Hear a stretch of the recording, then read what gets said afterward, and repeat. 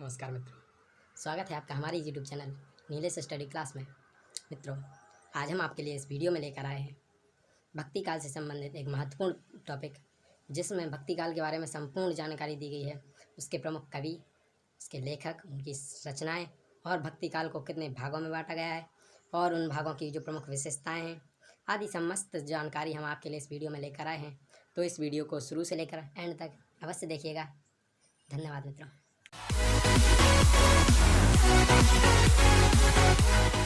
नमस्कार मित्रों, स्वागत है आपका हमारे YouTube channel Nilesh study class में। मित्रों, जिस तरह से हम पिछली वीडियो में आपके लिए आदिकाल लेकर आए थे, उसी तरह इस वीडियो में हम आपके लिए लेकर आए हैं हिंदी पद्य साहित्य का इतिहास में जो भक्ति काल है, उसके बारे में हम आपको जानकारी देंगे। देखिए, भक्ति काल ही हिंदी पद्य साहित्य के इतिहास में स्वर्ण युग के नाम से जाना जाता है।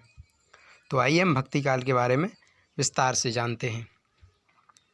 भक्ति काल, भक्ति काल का अर्थ, शाब्दिक अर्थ निकालें तो भक्ति काल का अर्थ होता है जिस काल में भक्ति हुई हो। भक्ति तो वैसे सभी कालों में हुई थी, लेकिन इस काल में सबसे अधिक भगवान के प्रति जो लोग थे उनकी श्रद्धा जागृत हुई थी। तो भक्ति काल की समय सीमा है 1343 ईस्वी से 1643 ईस्वी। इसी को हम स्वर्ण युग के नाम से जानते हैं और इसी को पूर्व मध्यकाल युग के नाम से जानते हैं। भक्ति काल के दो अन्य नाम भी हैं, स्वर्ण युग और पूर्व मध्यकाल युग। ये मित्रों विकल्प में पूछा जा सकता है कि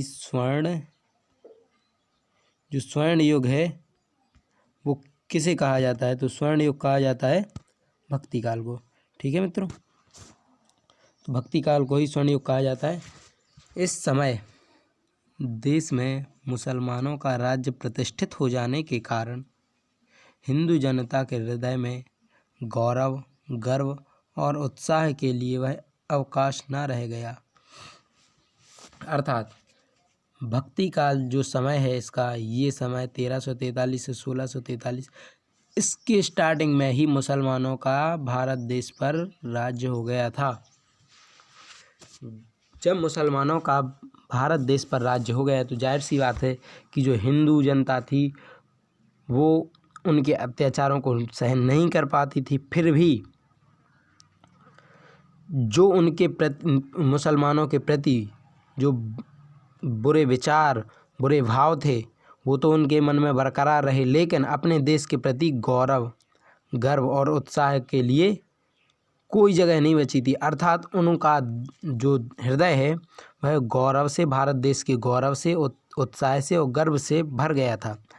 उसके सामने ही वह उनके देव मंदिर गिराए जाते थे। अर्थात हिंदुओं के सामने ही मुसलमानों के द्वारा हिंदुओं के देव मंदिर गिराए जाते थे, मूर्तियां तोड़ी जाती थीं और पूज्य पुरुषों का अपमान होता था।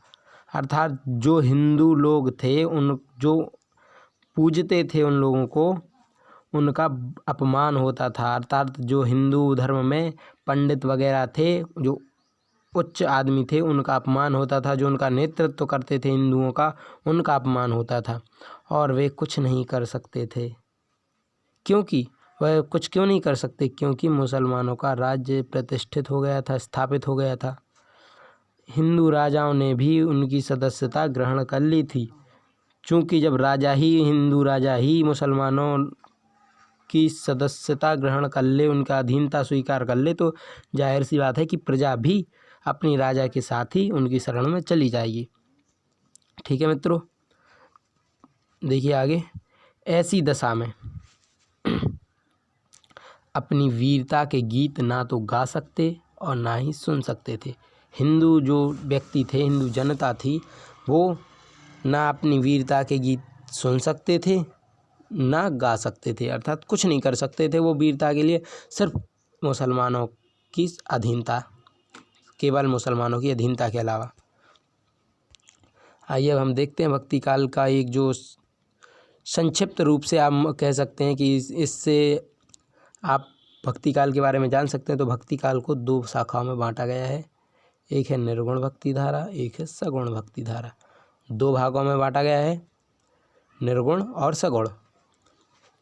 निर्गुण भक्ति धारा को भी दो भागों में बांटा गया, ज्ञानाश्रयी और प्रेमाश्रयी। अब देखिए सगुण भक्ति धारा को भी दो भागों में बांटा गया, राम भक्ति और कृष्ण भक्ति। ठीक है, जो राम भक्ति शाखा है इसमें राम की उपासना की गई, जो कृष्ण भक्ति शाखा है इसमें कृष्ण की उपासना की गई। ठीक है, तो आइए स्टार्ट करते हैं हम निर्गुण भक्ति धारा।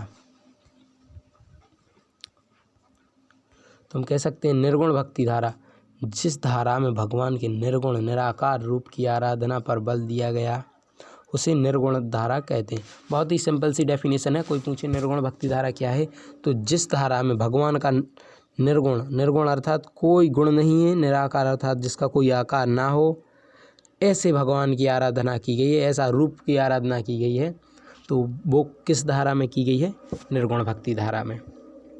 अब निर्गुण भक्ति धारा भी दो भागों में बटी थी, चूँकि हमने आगे देखा था यहाँ ज्ञानाश्रयी और प्रेमाश्रयी।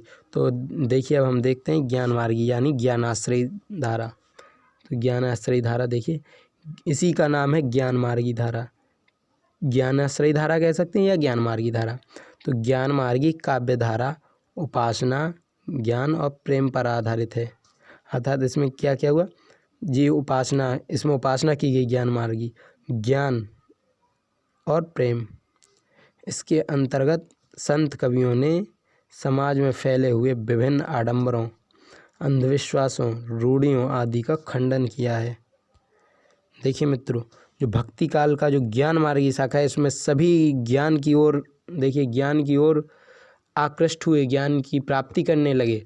तो उन्होंने जो समाज में फैली हुई थी आडंबर, अंधविश्वास और रूढ़ियाँ और जो कुरीतियाँ वगैरह फैली थीं, उनका उन्होंने ज्ञान की प्राप्ति के कारण ही उनका खंडन किया, उनका विरोध किया। ठीक है, इसीलिए इसको ज्ञान मार्गी धारा का नाम दिया गया है, क्योंकि इसमें ज्ञान की प्रधानता है। ठीक है, आइए इसके कुछ कवि देखते हैं, लेखक देखते हैं। तो कवियों में हैं देखिए कबीरदास, नामदेव, रैदास, नानक देव, इनकी ये गुरु ग्रंथ साहिब रचना है, दादू, लालदास, मलूकदास, धर्मदास, सदना। ठीक है, ये कुछ रचनाएं हैं। ये देखिए दो तीन रचनाएं हैं। देखिए रैदास की ये वाणी रचना है, नानक देव जी की है ये गुरु ग्रंथ साहिब, और जो बीजक है, बीजक ये रचना है कबीरदास की, और रत्न खान ज्ञानबोध ये भी रचना है। आइए अब हम जानते हैं ज्ञान मार्गी धारा की विशेषताएं कि इस शाखा की कौन कौन सी विशेषताएं हैं। तो विशेषताएं देखिए नंबर 1 पर है, ईश्वर की एकता पर बल दिया गया। ठीक है मित्रों, ईश्वर एक है, सबका मालिक एक, वो इन्हीं की विशेषताओं पर आधारित होकर दिया गया था। सद्गुरु का महत्व, सत्संग पर बल, निर्गुण ब्रह्म की उपासना, चूँकि ये निर्गुण का भक्ति धारा के अंतर्गत आते हैं इसलिए निर्गुण ब्रह्म की उपासना, भगवान का स्मरण तथा भजन पर बल, धर्म के क्षेत्र में रूढ़िवाद, ब्रह्मचार तथा आडंबर का विरोध, सामाजिक क्षेत्र में विषमता, ऊंच नीच, छुआछूत का खंडन और प्रेम की प्रधानता। ठीक है, ये तो हो गई इसकी ये विशेषताएं। अब आइए जानते हैं कि इसकी भाषा कौन सी थी। इसकी भाषा थी प्रमुख सदुक्कड़ी। ये रचनाएं हैं साखी शबद रमैनी, ये झूलना कबीरदास जी की रचना है, साखी शबद रमैनी उन्हीं की है ये सदुक्कड़ी भाषा। आइए अब अगले उर्द चलते हैं। तो प्रेम मार्गी धारा, देखिए ये निर्गुण भक्ति धारा के अंतर्गत ही चल रहा है। पहला हो गया ज्ञान मार्गी, दूसरा प्रेम मार्गी। वह शाखा सूफी काव्य धारा नाम से जानी जाती है। कौन सी है प्रेम मार्गी धारा? कौन सी? सूफी काव्य धारा के नाम से जानी जाती है। इस शाखा के कवियों ने हिंदू तथा मुसलमानों में एकता स्थापित करने का प्रयास किया है। जो प्रेम मार्गी धारा के कवि थे उन्होंने हिंदू तथा मुसलमानों में एकता स्थापित करने का प्रयास किया है। इस शाखा के कवियों ने प्रेम के द्वारा परमात्मा को प्राप्त करने का मार्ग दिखाया है। ठीक है मित्रों, आइए इसके कवि देखते हैं। तो कवि साथ में उनकी रचनाएं कि इन्होंने ये कवि हैं उनकी ये रचनाएं हैं। देखिए नंबर 1 पर हैं मलिक मोहम्मद जायसी, इनकी है ये रचनाएं पद्मावत, अखरावट और आखिरी कलाम। ये मलिक मोहम्मद जायसी जी की रचना है। ठीक है, और देखिए इसके प्रथम कवि हैं मुल्ला दाऊद चंद्रायन या लोर कहा। कुतुबन ये मृगावती मंझन की मधुमालती। आलम माधवनल कामकदला उस्मान चित्रावली। ईश्वरदास सत्यवती कथा। नूर मोहम्मद इंद्रावती। अनुराग बांसुरी। दामोदर कवि हैं ये लखन सेन पद्मावती कथा। ये उनके कवि और लेखक हो गए। आइए अब हम जानते हैं प्रेम मार्गी धारा की कुछ विशेषताएं कि इसकी क्या क्या विशेषताएं थीं। तो नंबर 1 है हिंदू संस्कृति का निरूपण। मनसवी शैली का प्रयोग। मसनवी ये शैली है मसनवी। पूर्वी अवधी भाषा का प्रयोग। अरबी फारसी देशज जिसमें ये श्रृंगार रस की प्रधानता थी इस युग में। चूँकि ये प्रेम मार्गी धारा है तो प्रेम श्रृंगार रस से ही उत्पन्न होता है, प्रेम से ही श्रृंगार रस उत्पन्न होता है, इसलिए इस श्रृंगार रस की इसमें प्रधानता है। दोहा चौपाई का अधिक प्रयोग। हठ योग का प्रभाव।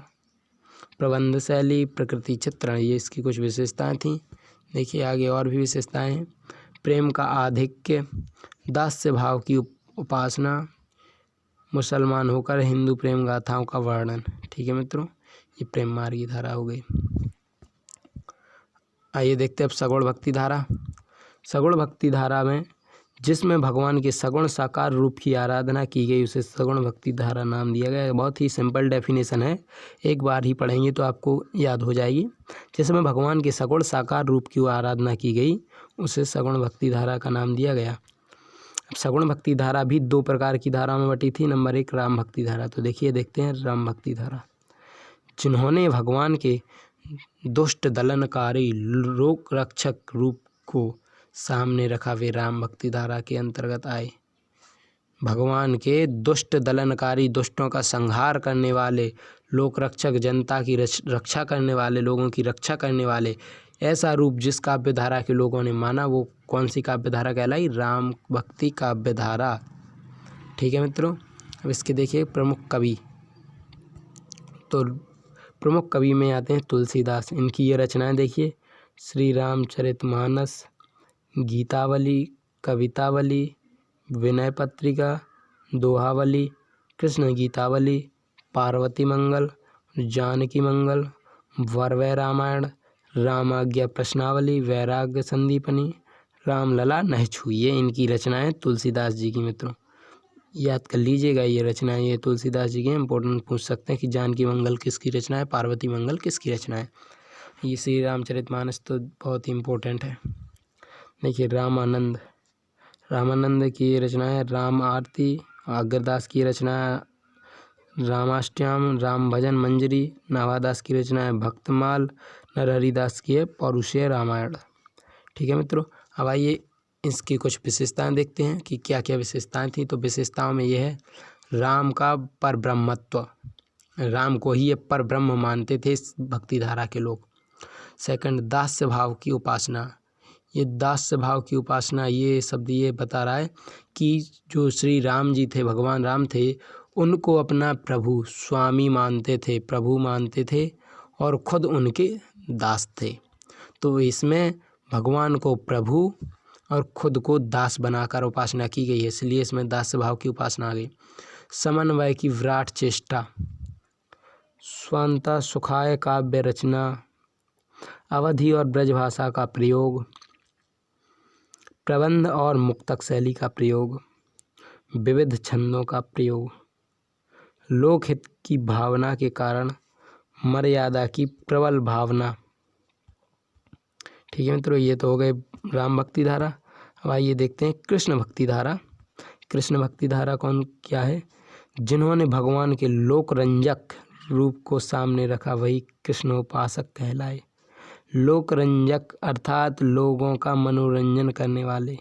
जो देखिए श्री कृष्ण जी थे वो दुष्ट दलनों का संहार तो करते थे, ये नहीं बोल रहा हूँ मैं कि वो ऐसा नहीं करते थे, लेकिन उन्होंने साथ में अपनी रास लीलाएं भी की हैं, इसीलिए लोकरंजक रूप सामने आया।